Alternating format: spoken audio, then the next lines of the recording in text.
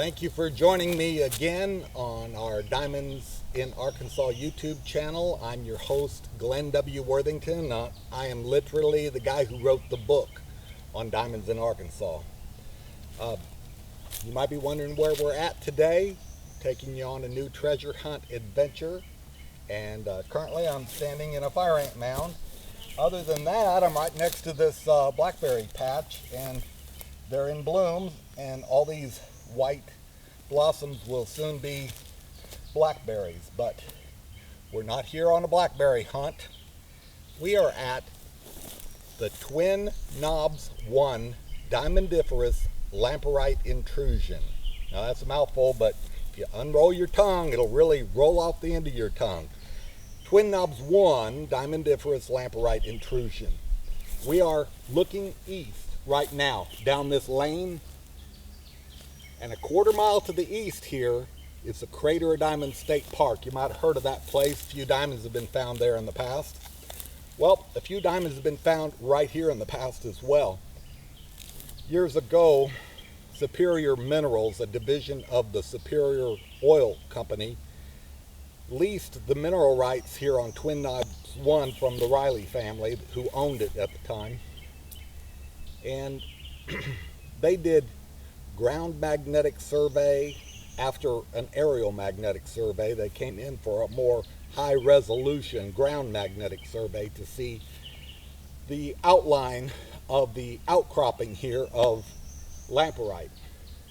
They also did chemical soil analysis, and they did a little bit of mini bulk pit sampling here and there. And they did find diamonds. Years later, in 1993, 1994, Texas Star Resources again leased the mineral rights to this, a different company, and they set about on a high-intensity ground magnetic survey to outline the lamproite intrusion, because you can't really see where it stops and starts. It's under the ground. But the lamproite, fortunately, is not very deep. Some places in Canada, they look for gold and they've got 30 feet of overburden to remove before they get to the gravel layer that has the gold in it. Here, you have 5, 6, maybe 8 feet of, they call it a crawfish clay, but anyway, just dirt, worthless overburden, on top of a layer of gravel that is between this thick and 8 feet thick, depending on how everything washed and settled in ancient creeks and drains in this area. I want to tell you before I get back, in this direction is the Crater of Diamonds, just a quarter mile. We are the closest known intrusion to the Crater of Diamonds, where they found probably 100,000 diamonds, up to 40 and a quarter carats so far. They found some big ones, some nice ones, some high quality.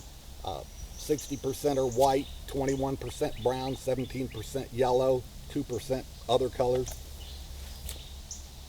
At about 3:45 in the afternoon, just to tell you how close we are to the Crater of Diamonds, you can hear them come over the loudspeaker and announce, "It is now 3:45, the diamond search area closes in 15 minutes. Please get off our land," more or less, in a nicer way than that. But anyway, the point is, you can hear it from here, so it's not very far, right through the woods. If you continue down this lane, about 650 feet is the corner of our property.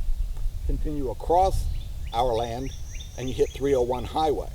Then you have to kind of snake around to actually get to the Crater of Diamonds, so it seems farther than it is. But as the crow flies, as they say, about a quarter of a mile down here is Crater of Diamonds State Park, and geologically speaking, that's not very far. Another thing I want to point out while we're looking east in this direction, we're on high ground. I don't know if you can tell, but that ground slopes gently to the west. We're pointing west. Anyway, we are east of the Crater of Diamonds a quarter mile, and it is west of us a quarter mile. That's the arrangement they've had for a long time before I ever start talking about it. Anyhow, From here, it gently slopes downhill.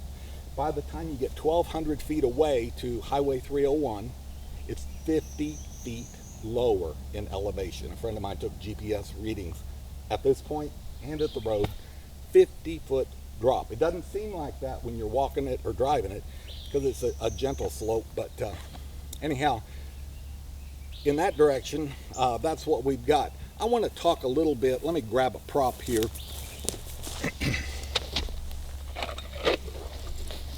So, what exactly happened here? Because it just looks like grass and it looks like blackberries and stuff like that. But a long time ago, it was before any geologists were born, but they say it was a long time ago, there was earthquake faulting that allowed a crack in the earth and volcanic material to come up from deep, say 100 miles deep. This is a pipe, they call it. Well, I borrowed it from an old plumber. Yeah, this is a pipe. But anyway, it came to the surface, and as it got closer to the surface, it had less pressure of overburden, and it began to break apart and bust out, and it blew a huge hole. And at that time, they say there was a shallow sea here. So as this molten hot magma is moving up at probably Mach 2, twice the speed of sound, it's moving. But it comes 100 miles deep. It didn't take long to get here. When it got here, it hit less resistance and it hit water. When you mix molten rock with water, you're going to get steam. And that steam pressure and the lighter overburden began to blow out, and it blew up into the air, and things cooled off. Good thing it did, because the diamonds need to cool quickly or they will resorb or just turn back to carbon dioxide. So then after it blew in the air, it settled back down. It dropped back down to the earth. And we might have had something like this at one time. I borrowed my wife's bowl to show you that this was up like that. Okay, so for eons then there was erosion. It would rain, or the shallow sea waves, if you can imagine the seashore, washing against the Lamproite. It was a rock, okay? Volcanic rock, an igneous rock. And it formed into rock. And ash. The ash, I always think of ash as burnt wood. No, this is burnt rock. When you get rock hot enough and throw it up in the air to where that hot rock mixes with oxygen, it'll burn and it'll turn to ash. Well, the ash and rock and diamonds and everything fell back to the earth and formed kind of, a volcanic, it looks like a cone there. Well, in time, after all the tidal wave action, and then after the tide, the water receded, it's no more a shallow sea around here, then it would rain and begin to wash, and it lost the top off of this. And this used to be, this area where I'm standing, geologists confirm, it used to be 150 feet higher. So it eroded down, and what do we have today? Are we down to this level? See, it used to be spread out farther. Right now, the Lamproite covers between 12 and 21 acres here. Well, at one time, did it cover 40 acres? Because as it erodes, then what you're left with is something with smaller area. Today, is it like this, or is it like this, or is it like this with that 100-mile pipe still going down? We don't know, but I'm not sure how big it was, but if you go 150 feet up, it wasn't straight up, it was out. So over time, as it eroded, silt washed away. That rock would decompose when it mixed with air and rain. Lamproite rock, if you go to the Crater of Diamonds, you walk across there and say, well, this is just a field of dirt. Well, it is dirt now. It used to be rock. In fact, if you dig down a ways, 20 feet, it's still solid rock because it has not been exposed to sun, wind, and rain. So what happens at the Crater of Diamonds is that igneous volcanic rock, the lamproite, decomposes, and when it rains it washes the silt away and it leaves the diamonds sitting there on top. That's why people can go in, even 10-year-old kids can go in and find a diamond on top of the ground. It makes people suspicious that, oh, the state park salts it. No, a state park does not salt their diamond field. It is natural, it is genuine, and they are too tight to buy diamonds and put it out there just for people to find. They occur there naturally, and the amazing thing is the way there are more diamonds found every year. The reason for that is erosion, in one word. Silt washes away, leaves diamonds there. They keep plowing and replowing the field. They plow it for maximum erosion. Water washes away, leaves the diamonds exposed on the surface. Same thing happened here, but without the plow. And what happened is all the rocks and minerals that were in that 150 feet up there, as the silt washed away, they began to settle down and naturally compact into a layer of gravel, diamond-rich gravel. At the Crater of Diamonds, they went in between 1907 and 1934, and they mined the gravel. They took the gravel out of it. They did also dig down to the lamproite and mine it. And they said, oh, wait a minute, we're running out of diamonds here. Or there's no diamonds in the lamproite. Yes, there are diamonds in the lamproite. There's just more diamonds in the gravel.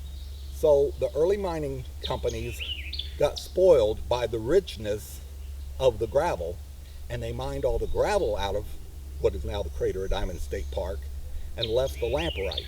And that's what we have to search through. Here at Twin Knobs 1, the gravel layer is still here. That is the diamond-rich layer. And when Superior Minerals came in, they dug off the few feet of overburden, the dirt, the soil, the worthless part. They got to the gravel layer. They moved it out of the way because they were geologists and they wanted to study the lamproite. They wanted to see how rich the lamproite body was because they were looking like way into the future. We want to mine this whole funnel down hundreds and hundreds of feet and get diamonds out of all of it. Well, there is diamonds out in all of it, but not enough diamonds per 100 ton to make it commercially viable. It costs more to dig, haul, and wash the lamproite than the lamproite is worth. But the gravel is a different story. It is a naturally concentrated layer full of diamonds and other minerals, diamond indicator minerals. But that's what is here, and you can't tell it because it just looks like grass and blackberries and stuff, but there is a diamond-rich layer of gravel under this dirt and above the lamproite.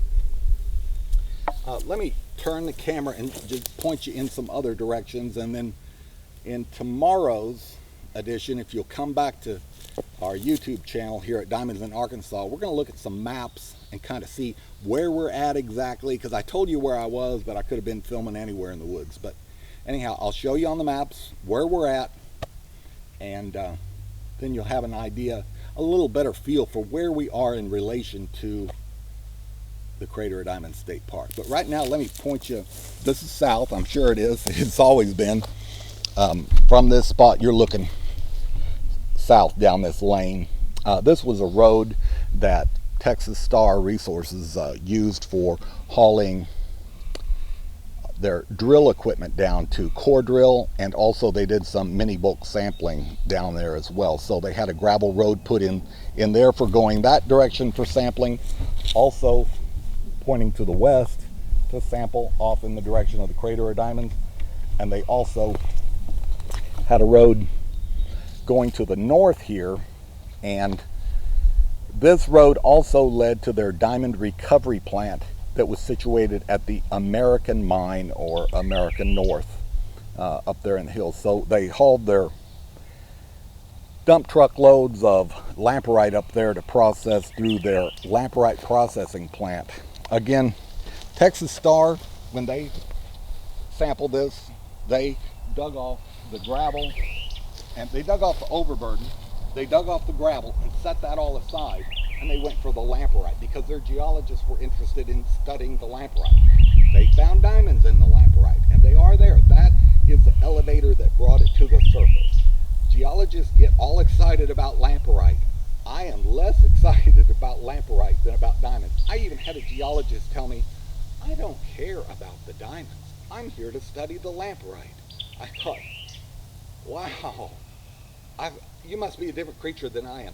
I'm a prospector. I'm looking for diamonds.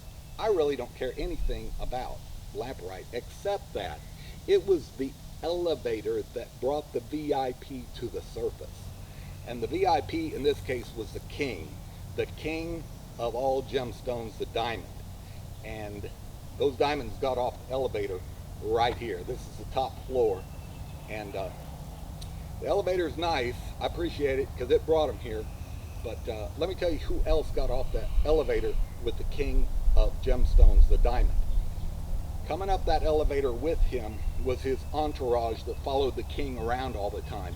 And they are things like pyrope garnet, G9s and G10s. They're purple or a blood red. There are a lot of different kinds of garnets, and the volcano even brought some other garnets up along the way from a higher level, and they're different colors, but they're not diamond indicator minerals. The diamond indicator minerals came from 100 miles deep, the diamond stability zone with the diamonds, with their VIP, with the king of gems. Along with pyrope garnet came chromium spinel, and it's black and lustrous, and when people find it for the first time, before they become familiar, they think, oh, I found a black diamond. No, you found a good diamond indicator mineral, spinel.